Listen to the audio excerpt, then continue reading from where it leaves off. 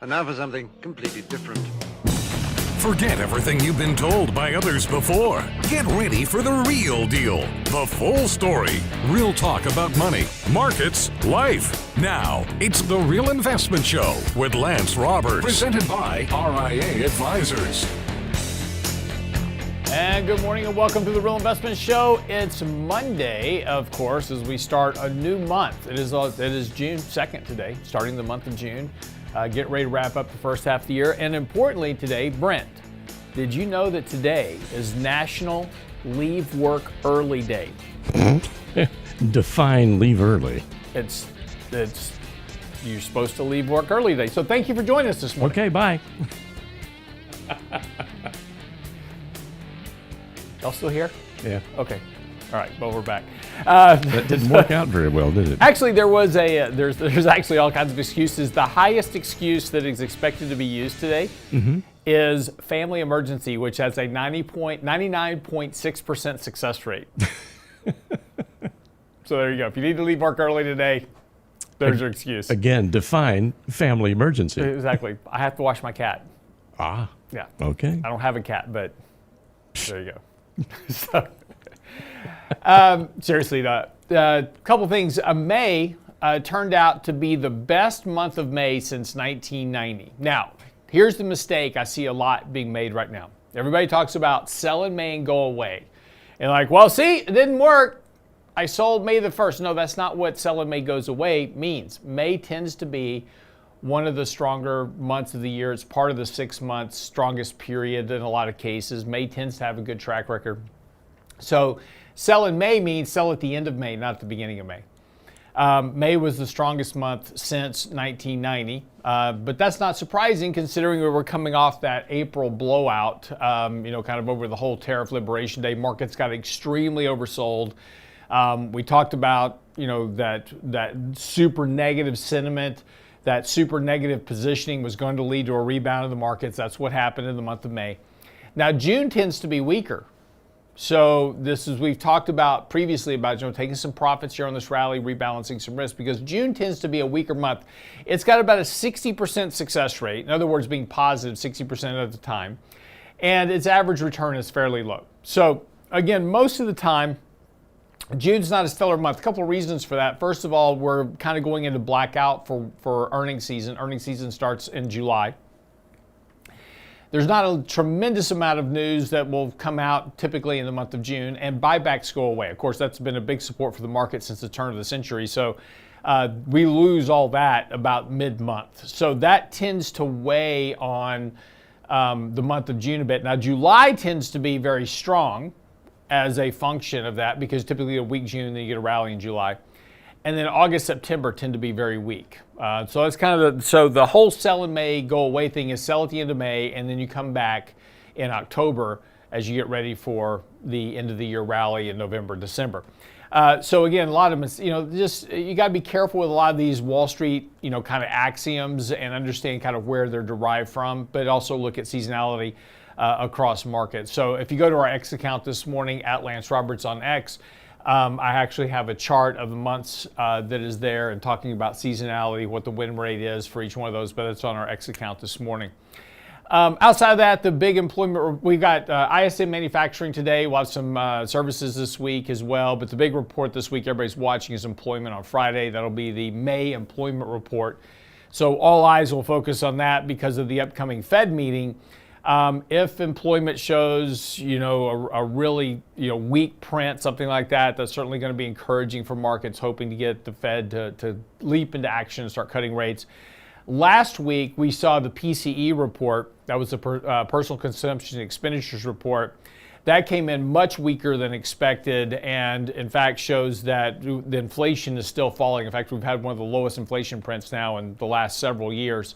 That's going to help ease up some of the concerns about the Fed cutting rate, because we're getting closer and closer, particularly on that gauge, which is the Fed's favorite inflation gauge, getting much closer to that 2% target. They don't want to go much below that. So again, if inflation continues to be weak, and again, all this, as we talked about previously on the show, is that all this inflation talk coming from tariffs, that's not going to happen, at least hasn't happened yet. And when we got the data from it, we're not seeing it. Even though we are collecting tariffs, we didn't see that translate into stronger inflation prints. And that's because, again, substitution effects, companies having to eat it, et cetera. We went through all that previously. But again, the impact of additional taxes on consumers is deflationary, not inflationary, and we're seeing that in the data now. So again, we'll see how this goes over the summer.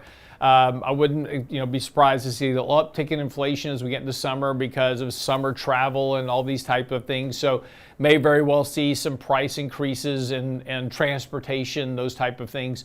But again, those are going to be seasonal. More than, oh my gosh, inflation's coming back. It's just going to be bumps because of weak year-over-year comparisons, et cetera. So just be aware of that. Outside of that, though, let's talk a little bit about the markets, because again, we did wrap up the month of May very strong. We had this very strong rally. And we talked about as we headed into the end of the month that markets were getting very overbought on a momentum and relative strength basis. Don't be surprised if markets just kind of chopped around a bit. That's what kind of all happened last week. We really didn't have, and really in the last 2 weeks, really haven't gone anywhere. We came down, tested the 200-day moving average, bounced off of that. That's good news. The 20 days now crossed above the 200-day, the 50-day starting to curl up. So again, if market's going to hold here for another month or so, we're going to cross the 50 back above the 200-day. You get the golden cross. That's bullish for stocks. But again, right now we're just kind of working within, looking at a Fibonacci retracement sequence. We came down and tested that first level of that retracement right there at the 200-day moving average. That held, so that's bullish for stocks right now. We are on a MACD momentum sell signal, so again, that may continue to put some pressure. Markets are expected to open a little bit lower this morning, but not a lot. But again, I would kind of expect some more chopping around here. We kind of bounce off this 20-day, 200-day moving average convergence. That's a good bit of support right there.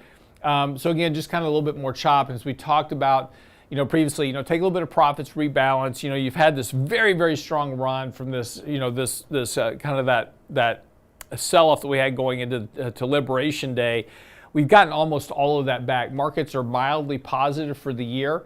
So again, just, if that sell-off, as we've kind of reiterated before, that, you were like panicking at the low, try to remember how you felt back there on April 6th, April 7th, April 8th, when all this was going on, and all this volatility going on. How did you feel about your portfolio? And if you didn't like the way you felt, it just means you have too much risk. So don't be too greedy here. In fact, we're going to talk about today, about buying stocks, and then next week we'll talk some more about emotions as they go into this, because again, we tend to do the opposite of what we should, because we forget that when markets are down here, we have that kind of built-in instinct to flee.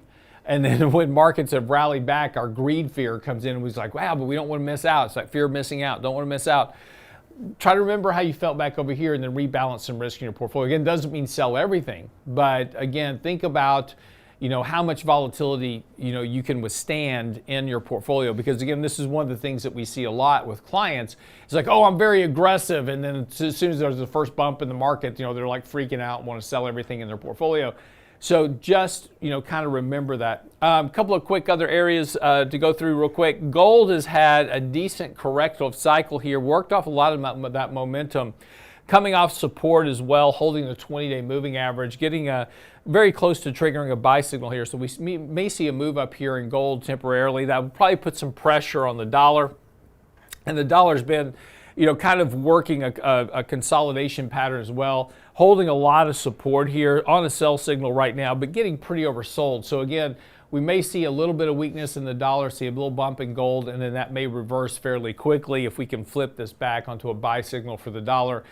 Start to see some dollar strength. And in fact, Morgan Stanley out this morning talking about something we've been saying for a while. They're kind of playing catch up with us, is that whole European strength thing, when this dollar flips over and starts getting stronger again, that's going to reverse back into U.S. equity. So underweight foreign stocks start to overweight Mag 7 in particular as we go into earnings season, but overweight U.S. versus Europe. That's their view. That's our view as well. That's what you need to know before the bell this morning. We'll come back. We'll pick up and talk a little bit about why buying stocks is so darn hard. That's coming up for today's show. Don't go away.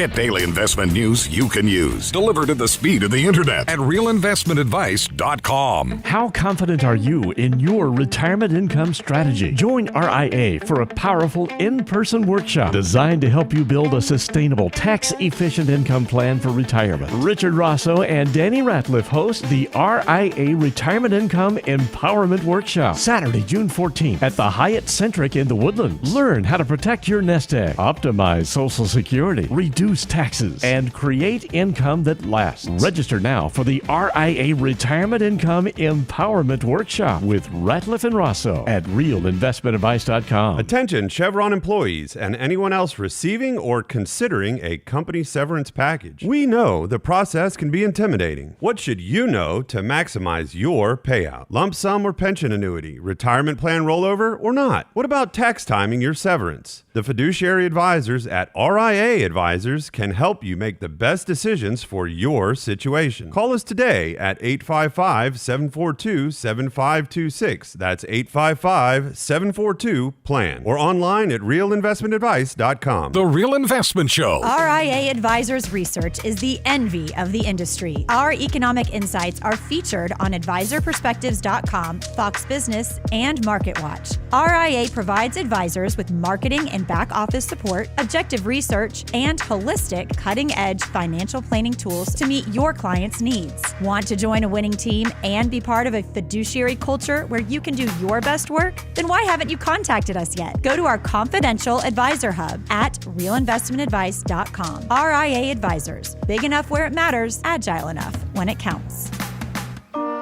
And now, another page from the Real Investment Advisors Investing Manifesto. Manage risk and volatility rather than trying to manage gains. You don't have to be right all the time. Long-term investing success is a 70% gain. Let us help you reach your financial goals with RIA Advisors. Neither bull nor bear. RIA Advisors, 281-501-1791 or online at realinvestmentadvice.com. You're listening to The Real Investment Show.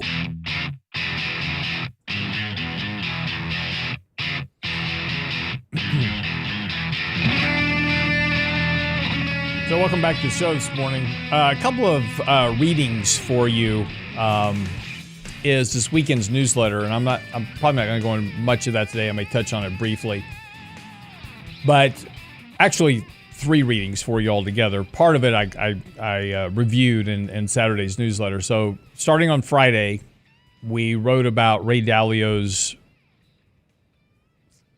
warnings of a pending financial crisis. Right, it's coming.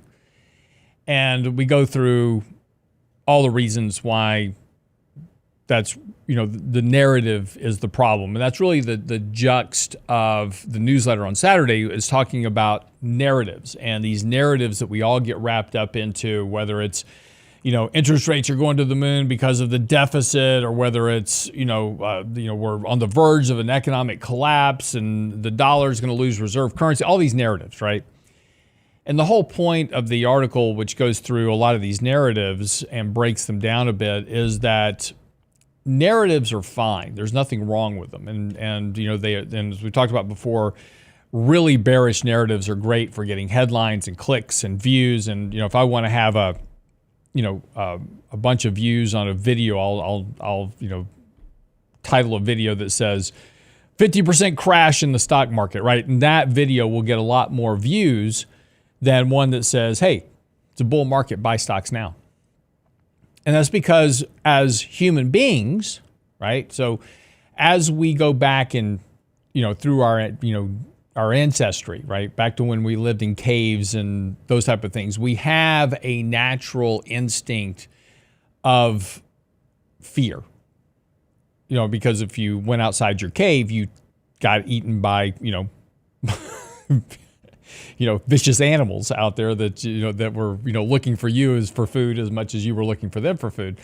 And so we have this natural bias to be fearful, and fearful headlines feed into that natural fear that we have. And, and it's just one of our biases that is ingrained into our genealogy. So we have to combat that, and that's tough to do. because things that feed into that fear are easy to fall victim to. It's like, oh yeah, I heard, because these are the arguments that are made are always very logical. And when we hear these arguments, it's like, oh yeah, that makes complete sense. Yes, the debts and the deficits, we all know how bad debt is. So the debts and the deficits are surely going to cause a problem, but when? Well, that's what these kind of headlines and things don't tell you is that when is it going to happen? And I've talked about this with, when I was on Thoughtful Money with Adam Taggart once, I said, predictions of doom and gloom are great, but any prediction has to have some parameters to it. It has to be specific. The outcome has to be specific, and the time frame has to be specific. So the debt's going to cause a problem. It's going to create a collapse in the housing market. That's the outcome. And it's going to happen within 6 months, time frame. If it doesn't have those parameters, if I'm just running around waving my arms and saying the sky is going to fall, that's not useful to investors. It's not useful to individuals in general. And all it does is feed into the fear and leads us to make very, very bad mistakes in terms of when it comes to our investing. Brent, can you bring up this little list of things for me? So this was in the newsletter this past weekend. And it explains why we tend to gravitate towards these things. Brent's been in the financial news media for about a bajillion years. He was in the news before we even had news channels. But he'll tell you that one of the primary tenets of the news that you watch on television, if it bleeds, it leads, right? So right up front, that's when you get your car crashes, your murders, your kidnappings, all those type of things, because like coming up next, 4 people killed on I-10, news at 11. And so you tune in, right? Remember when news used to be like at 10 o'clock at night? Yeah. And that was the only time you got it instead of all the time. Yeah. It was like news at 10, tune in, 5 people murdered. And so you guys go, oh, I got to see that. So you stay up late and you watch the news so you can find out why 4, I mean, who cares? Well, I mean, it's sad that 4 people got killed, but, what about the other stuff that's going on in the world? Fear is a stronger motivator than greed. Bearish narratives seem more rational. And that's the key thing here, is that the bearish narratives seem more rational, right? It's like, oh, well, yeah, but if you're bullish, what about valuations, right? Bears are like, oh, valuations, market's going to crash. Okay?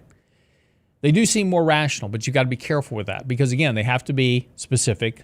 They have to have an outcome. They have to be time frame specific as well. Media amplifies negative headlines because it gets clicks and views. And then, of course, we get trapped in our own herd behavior, the echo chambers. We only listen. Once we start listening to bearish news headlines, that's all we listen to. It's like, oh, I like this YouTube channel or I like this website. And everything on that website is bearish. It's just feeding that bearish nature. And then you look at all the comments, and all the comments are all the same people just like you that are just reiterating why these terrible things are going to happen. So, and again, we kind of talked about this with Mike on Friday. We talked about the bond auction recently. It was like, there was this terrible 20-year bond auction. And, it means that the market's going to crash. And we're going to have this financial crisis. Nobody wants to buy our debt. But nobody talked about the 7-year auction, which we had, that was absolutely stellar. Nobody talked about the 10-year bond auction that was absolutely stellar. We just pick out the one negative one to look at. And it wasn't even that negative. It wasn't even that bad of an auction, but that was the one that was feeding the headlines that everybody was talking to. And I just got flooded with emails talking about this very thing. But here's, and again, we talk about, Ray Dalio. I just got emailed about 100 times about Ray Dalio. It's like, well, Ray Dalio says, very smart guy. The whole article on Friday is reiterates, very smart guy, terrible on predictions. Here's a chart.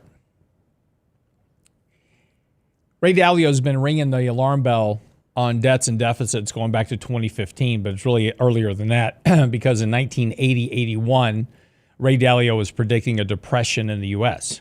And even he admits it. He was interviewed and he says the interviewer said, what was the worst mistake you ever made? He says, well, in 1980-81, I was predicting a depression in the U.S. and it didn't happen. So yes, very smart guy, but just as with all human beings, they're fallible in making projections that are very long-term in nature. So, 2015, 1937 repeats coming, the end of the debt cycle, 2 years until a 1937 repeat. That was in 2019, 4 years later. Significant recession risk in 2019. And then, of course, the perfect storm warnings in 2023. Debt crisis is coming. Debt crisis still coming. And it's just been this ongoing, yet we haven't had one. So, and again, doesn't mean he's not a smart guy. He runs a $160 billion hedge fund. He's doing something right? But the prediction issue is not a good thing. And so, but as individuals, we want to listen to these guys that we deem smarter than us. And then we extrapolate what they're saying, is like, oh, if they're saying that, they must be doing that. And if you look at how the Bridgewater hedge fund is invested, it's not invested for a crash. It's not sitting all in cash right now. Warren Buffett's got 5% of his portfolio in treasuries, and then he's not positioned for a crash. He's just got a lot of cash at the moment. And that's okay. Right? But he's still long equities. He still owns his companies. He hasn't liquidated everything. Right? So, but again, we want to, why is he holding so much cash? He must be expecting this to happen. Not really. So just be careful extrapolating narratives into your own investing process, because this is what gets us trapped typically on the wrong side of the trade. And then as we get on that wrong side of the trade, things become much more problematic, in the future. This is an economic composite of, let me give you a good example of this, is that, inflation's coming back because of tariffs. This is an economic composite, this GDP and inflation versus interest rates. There's a 95% correlation between the direction of GDP and inflation and interest rates. Where's GDP growing right now? It's slowing down. Where's inflation going? It's going down. We just got the PCE report. Rates will follow.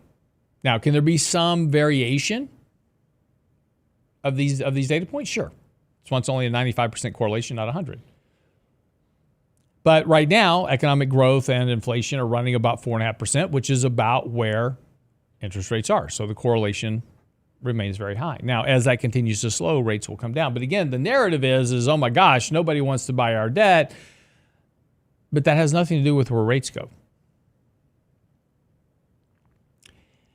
And, talking about interest rates and narratives, right? Right now, the narrative is, real quick, throw this chart up for me, Brent. Right now, the narrative is interest rates are going to go to the moon because of the debts and the deficits. But if you take a look at interest rates over the last 5-6 years, they're lower than they were previously. And the narrative has always been different going back to 2008 as to why interest rates were going to go up. So again, here we are. We've got a narrative and scaring the bejeebers out of people. But that narrative will change. Markets don't. When we come back, we'll talk about why buying stocks is hard. And we're going to go through 10 rules to help you do a better job of it. Don't go away.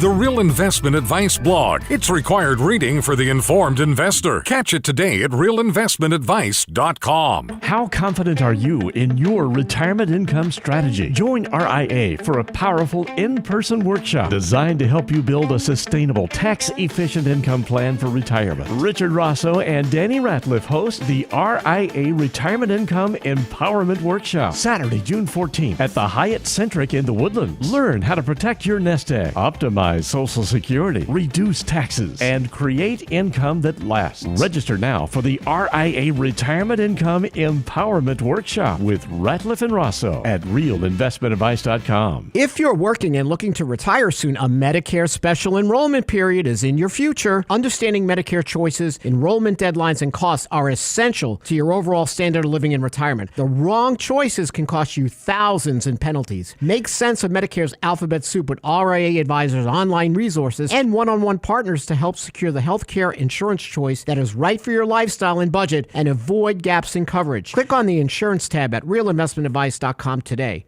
realinvestmentadvice.com. The Real Investment Show. Are you a financial advisor sneaking peeks at our stuff? Instead of trying to do it all yourself, why not just join the team at RIA Advisors? Our full-service organization can provide you with the support, unparalleled research, and tools for managing your clients' money and honoring the fiduciary pledge of putting clients' best interests first. Don't take our word for it. Talk to the advisors that work with us.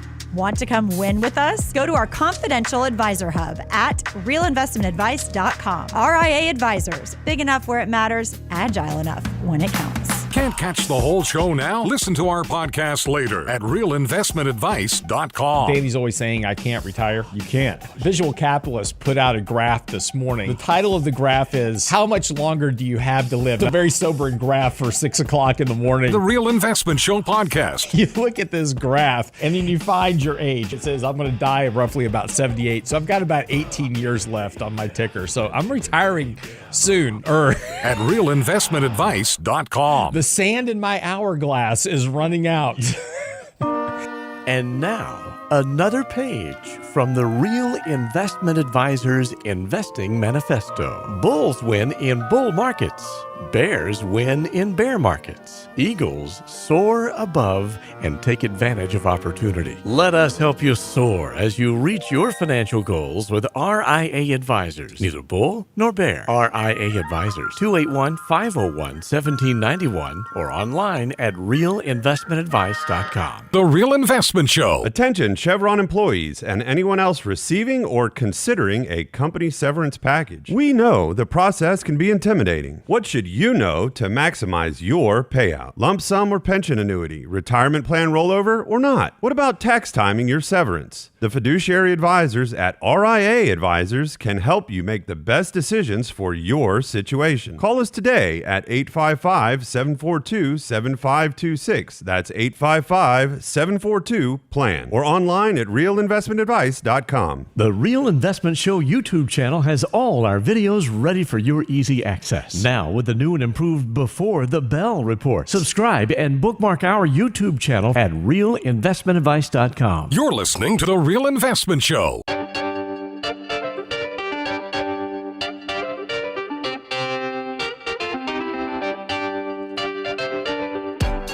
Before we get into talking about why buying stocks is hard, it was an interesting weekend. My wife was digging around in the kitchen and she decided she wanted to make pickles.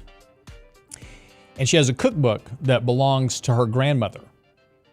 And she got this cookbook out and she was flipping through it looking for this pickle recipe that her grandmother had. And as she was she got just involved in reading this. And when you open the cover of the book, her husband, my wife's grandmother's husband, was a lawyer. And so he had brought her home a notebook from his law firm in 1885.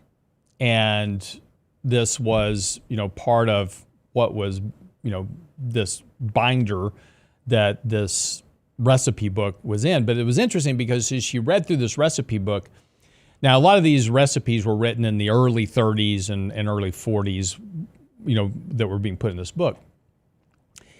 And, and so at the back of the book was like an operations manual for a housewife back in that day. And it was fascinating. My wife's reading this. She's reading this out loud to me. But like she had her whole budget in there. She goes, so our income is $110 a month. First thing on the item, right? What do you think the first thing on the list was in her budget? What do you think? Milk and eggs? Savings. Savings. Well, $10. That's good. $10 went into savings right Pay off the yourself top. first. Exactly. Yeah. So this is good advice, right? Yeah. And then, of course, it was like $4 for the mortgage, and then food, and she had everything that was like, the apparel, how much they spent on clothes, all these type of things, but how to live on $110 a month. What was this year? This was 1931. Okay. Yeah. Yeah. But she went through this whole list. But also in this book is how to clean your house, when to clean your house, when to do spring cleaning, what to do during spring cleaning, like clean your baseboards, clean your windows, air out the carpets, those type of things. Yeah. But this entire so this book has all these recipes in it. But in the back is this entire operations manual that she wrote down about. It was her operations manual for running her household for her husband. Yeah. And it was quite fascinating that she had very in great detail. So my wife's in the process. The pages are now getting very old. So she's in the process of starting to scan all these things in and trying to preserve them and give them to our kids so that our daughters are better housewives.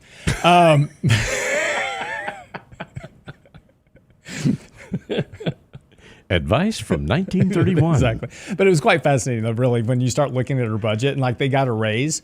Yeah. 3 years later, they got a raise to $140 a month. Mm-hmm. And so she increased her savings to $15 a month and so forth and so on. So good for her. Yeah. No, I mean, that's fascinating. Right. But this is what we try to teach people today. Right. Yeah. And, we're all living well beyond our means going into that. I mean, there was no debt, there was no mortgage debt, no anything on there was a mortgage debt because they were paying a house note, but there was no credit card debt, anything like that. Right. Right. Everything was paid for in cash.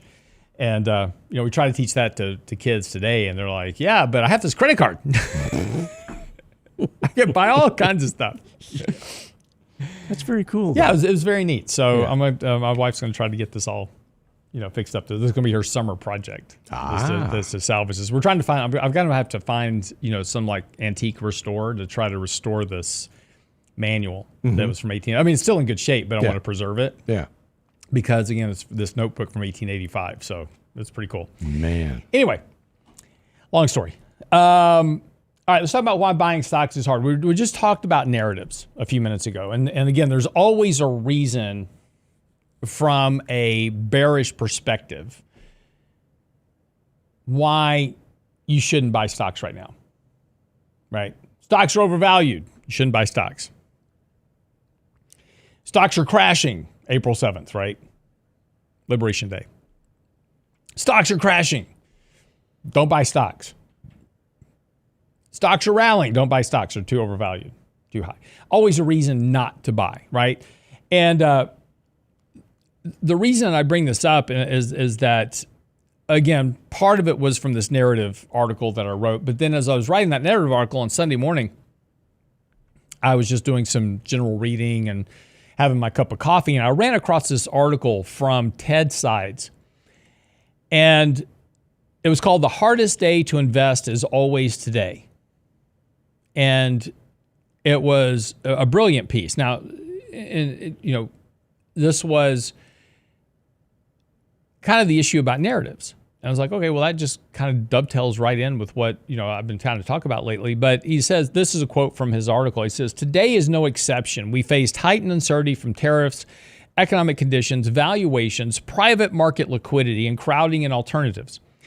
Even leading macro strategists have begun to question the durability of U.S. exceptionalism. When stocks, bonds, and alternatives appear unattractive, what's an investor to do?" And I agree. Buying stocks, there's always a reason we can rationalize why we shouldn't. The loss of U.S. exceptionalism is probably the dumbest argument I've heard in my 25, 30, well, shoot, I wish I was that young, my 35 to 40 years now of managing money. It's absolutely moronic. But it's getting all the headlines right now. Because why? Tech stocks came down. After being up 100% over 2 years, they're come down a little bit. Oh my gosh, we've given back some gains. We must be losing U.S. exceptionalism. Well, now they're actually leading the way again. So that whole story just went out the window. We talk about valuations. And again, you'll see this chart thrown around a lot. We've used it before. talk about valuations. Valuations are elevated, right? 35 times earnings, which is about where we are right now, give or take. Forward expectations are fairly low over the next 10 years. Shouldn't buy stocks here. Problem with that chart is that that's just the index. It just means the index may not have very high returns over the next decade. We might go up 20% one year, down 10% one year, up 20% the next year. But in between, there's going to be great opportunities to make money. And that doesn't mean every stock isn't going to make you money. There's going to be stocks that will make you money regardless of what the index is doing. But we get scared into doing things because valuations. So, again, these are the problems that we run into. And we can always come up with a reason not to buy stocks. And we kind of went through this article a little bit, just talking about things that we had written previously. Like March 11th, we wrote a topping process was in progress. Of course, that was right before the tariff fall off in April. So it's easy to see when markets are overvalued, they're extended, those type of things, and when there's likely going to be a corrective process. Now, whatever triggers that corrective process, you never know. And again, we wrote the article, a topping process was in place on March the 11th, and we didn't get the correction, the bigger correction, until the end of March. It took some time to get there. So it doesn't always happen just right at the moment. But then, of course, on April 6th, we wrote, or actually April the 7th, I wrote it on the 6th, and I got an email from a guy who was like, you published this on April 7th. Yes, but I wrote it on the 6th. Published it on the 7th. So by April 7th, we wrote The Hope and the Fear, which is talking about how this Liberation Day sell-off, things were so negative that you were going to get a bounce in the market. And there's always a reason, and as we stated in that article, it's like, we said it won't take much for the market to find a reason to rally. That could happen as soon as next week. And of course, then we've had this very big rally. The concluding sentence was the most important because it talks about buying, when we talk about buying stocks is hard. When things are the most negative, it is the hardest time to buy stocks because you're convinced that things are going to go lower, right? This is loss avoidance. We talked about it on the show before. The concluding sentence was, as such, when you want to sell everything, ask yourself if this is the point where you should buy instead. In other words, when you have that overwhelming need to sell, I've got to get out of the market. Maybe that's where you need to get up from your desk, walk away, get a slice of pizza, comfort food, right? And then say, do I really need to sell here, or do I need to start looking to buy? And that's a hard conversation to have with yourself, especially where you're trying to shovel pizza in your face. It's hard to hear what you're saying. But this is that moment that you have to make that tough decision. It's hard, right? Buying stocks is hard, period. There's always a reason not to. And that's why we talked about before, the best thing that you can do for your investing, if you want to be a better investor, and this is what I do all day. Once I get off the podcast here, I turn everything off. During the day, I don't look at the markets. I don't listen to podcasts. I don't read articles. I don't do any of that during the business day. I focus on my data. I'm writing articles, doing our own internal research, those type of things, but I turn all the outside noise off because it clouds my thinking. So the best thing you can do, and we're going to come back and talk about 10 investing rules to follow to help you be better at buying stocks when it's the hardest. But the best thing you can do is turn off the podcast, the financial news, the political news. Most importantly, turn off your computer. Stop looking at the market one moment to the next. It means nothing to your investing outcomes what happens in a given day. But it will lead you to make the most mistakes. All right, we'll come back. We'll get ready to wrap up the show. Don't go away.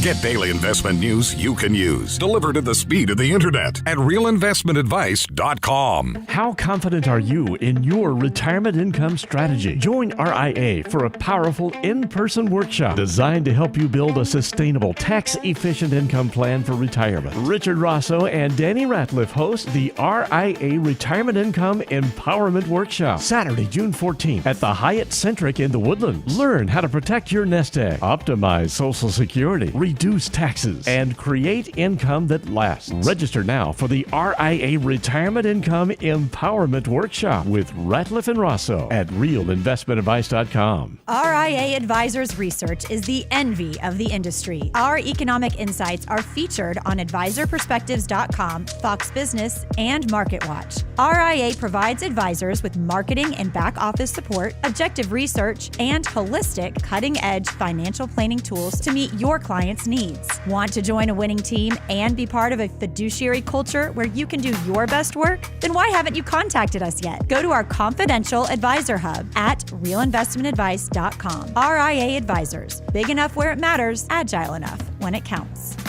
The Real Investment Show. Attention Chevron employees and anyone else receiving or considering a company severance package. We know the process can be intimidating. What should you know to maximize your payout? Lump sum or pension annuity, retirement plan rollover or not? What about tax timing your severance? The fiduciary advisors at RIA Advisors can help you make the best decisions for your situation. Call us today at 855-742-7526. That's 855-742-PLAN or online at realinvestmentadvice.com.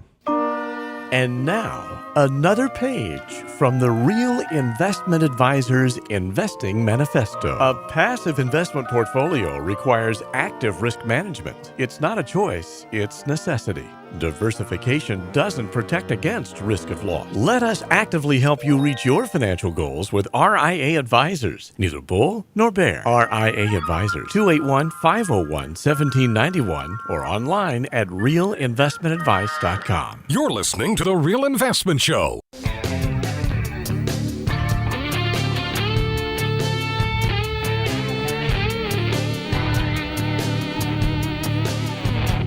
So welcome back to the show. So again, like we were just talking about, buying stocks is the hardest thing for investors to do. Selling is actually as hard in some cases because you get trapped in this whole I don't want to lose money thing. But selling is typically a bit easier for people than buying, and particularly during market declines. We tend to do everything backwards. We're supposed to sell high and buy low. We wind up buy high and sell low. That's the whole emotional thing. But there are some steps that you can take that I've put in this article. It's on the website this morning, realinvestmentadvice.com. It's on our Substack page. If you follow me there, at Lance Roberts. I posted a link on X this morning, at Lance Roberts. So it's easy to find. But again, just tuning out the noise in and of itself will help, but then also being logical about what drives markets. And narratives only really drive markets very short term because markets adapt to narratives. A good example of this is tariffs, right? So back in early April, when we were announcing tariffs, like put a 50% tariff on China, the market was down 3% in the day, right? Now the markets have got used to that. And now what the markets realize is that it's all stick and carrot.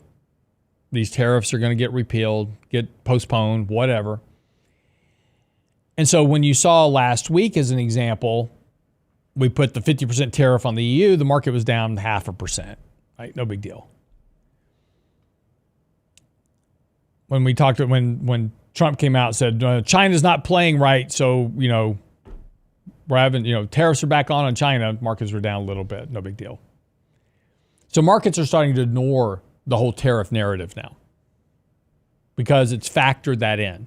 And again, this is the most important thing about investing is to understand that when the market encounters something new, like tariffs, there's an adjustment, right? Markets are trying to factor in, what does this mean for forward earnings? What does this mean for guidance? What does this mean for all these type of things? But pretty quickly, it gets its arms around it. Okay, the maximum impact from this is going to be X. So the valuation is Y. So when we get down to that level, I'm going to buy stocks. That's how markets work.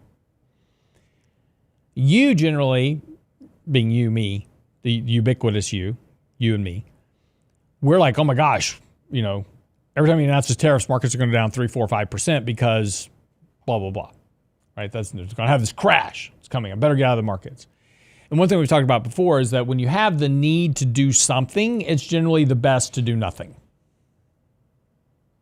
and let markets kind of sort things out. But here's I've got this kind of laid up for you, Brent, so you can just post the whole list at one time. Might have to zoom out just a little bit. Get all 10. We got 8 right now. Investing, even when it feels hard. There's never going to be a perfect time to invest. Sometimes you just have to buy stuff because it's the right thing to do in your portfolio. It's never going to feel perfect. But when you get opportunities in companies that you want to own, they pull back some, you buy them. And then maybe if they pull back some more, that's okay, you buy some more. This is why we talk about position sizing a lot, is like, when you don't go in and buy, say I want to own 4% of, pick a stock, BlackRock. I'm just picking one out of my head. Say I want to own 4% of BlackRock in my portfolio, or 3%, or whatever the number is. Don't buy all 4% at one time. Buy 1%. And then if it pulls back some more, buy another percent. And pulls back some more, buy another percent. Work your way into it. Or you buy 1% and it goes right up. Great. Add another 1 or 2% to it, right? It's okay to dollar cost average up as well as it's okay to dollar cost average down when you're entering into a position.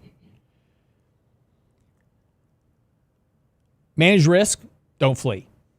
One of the biggest mistakes that investors make is they sell everything and go to cash. And then they've got to try to figure out how to get back in the market. That's very tough to do psychologically. It's very hard to be all out of the market and then try to get back all in. Very tough. So just reduce risk.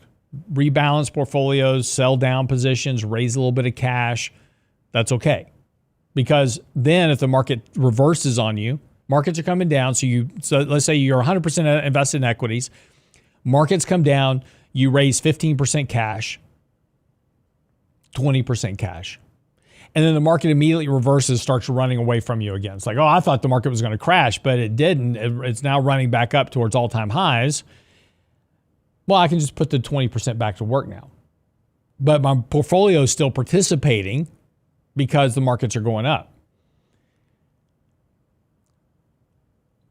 The hardest thing to do is be prepared to buy on fear. So have your shopping list. When you're in the middle of a correction, start building out your shopping list. Like right now, the markets have rallied over the last 6-7 weeks. And Mike and I and Nick have been building out a shopping list. We've got about 5-6 stocks that we want to add to the portfolio, but they're all overbought right now. So we've got to wait for a pullback. So we're just patient. We've got about 15-17% cash in the portfolio. So we're just being patient. There's no rush to buy anything. And the stocks that we want to buy, we'll pull back and we'll add to them.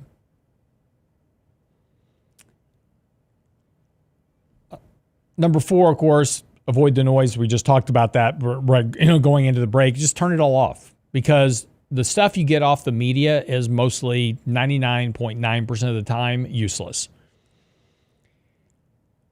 You get sound bites, you get headlines to grab, clicks and views and get attention, but really you get very limited useful information off of television or the media in general. So turn it off. At least during the day. If you want to read, if you want to read and watch this stuff, it's fine. But don't do it during the market day where you have this immediate need to go do something and you can do something, right? It's like Peter Schiff comes out and says, we're going to have a financial crisis. And you read this at 10 o'clock in the morning, then you go sell everything in your portfolio, right? Don't do that. Give yourself, if you're going to watch that kind of stuff anyway, do it after market hours, so you have to at least process for the next 12 hours before the next day so you can make a more rational decision about what you do. We talked about valuations. You need to respect valuations. but don't obsess over them. Valuations are a reflection of confidence in the markets. Long term, they're important over 10 or 20 years. Over the course of 1 to 5 years, valuations don't mean a whole lot.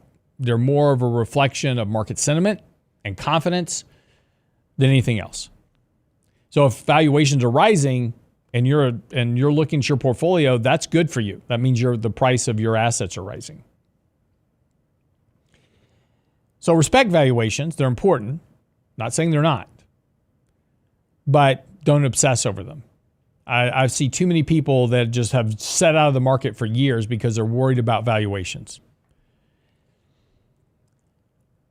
Follow a disciplined process. If you can build a discipline, we talked about before about writing an investment policy statement. If you can't write an investment policy statement for your portfolio, go hire somebody to manage your money. You should not be managing your money if you can't write down an investment policy process. If you don't have a structured discipline to buying and selling and managing risk in your portfolio, go hire somebody to do it for you. It'll be worth the expense. You may do well in the short term because bull markets cover up a lot of mistakes. But when we get into an eventual bear market, you will lose a lot of money if you don't have a structured process. Fundamentals are important. Focus on them. Earnings, cash flows, those type of things. Very important for long-term outcomes. Don't mean a lot in the short term. If you're day trading stocks, don't worry about fundamentals. It's all technicals. It's all price. But if you're trying to buy something for the longer term and you want to hold it, and again, when we buy stocks, we look to hold them for years. So fundamentals are very important. How are they growing money? How is their debt structures? What are their cash flows? Those type of things. Very, very important. Are they growing revenues? At what rate are they growing revenues? That's why we sold our Apple stake recently to swap it eventually for another higher growth revenue company, because Apple just has not been growing revenues. So the fundamental story is a lot weaker than it was when we first bought Apple years ago. We've made a lot of money with Apple, no complaints. But it's time to move on. For us anyway. Maybe not for you. Embrace market cycles. They do occur. Don't be swayed by expert predictions. Again, the Ray Dalios of the world. Don't pay much attention to them. They're not really worth much. Stay the course, think long term. The most important part. Again, think about where growth is headed. Think about where earnings are headed. Think about the things that drive actual market prices over time. Who's generating the earnings? Who's not? Who's got the growth? Who doesn't? And work from it from a number basis. Don't take somebody's opinion at face value. Go download the data. Do it yourself. It's easy to do. Fred, if you go to Fred, F-R-E-D, which is the Federal Reserve data site, they have probably 1 million different data series on everything you can imagine to do your own research. I encourage you to do that. You'll be a better investor for it too. All right, that wraps up the show for the day. Hope you enjoyed it. We'll be back tomorrow with John Penn, Two Dads on Money. Talk about that in the morning. Also, have a great afternoon, and we'll see you in the morning. Go by the website, realinvestmentadvice.com. Our Substack page, please subscribe at Lance Roberts. Also on X at Lance Roberts there for you as well. Post everything there every day, so it's at your disposal. All right, have a great day. See you back here tomorrow.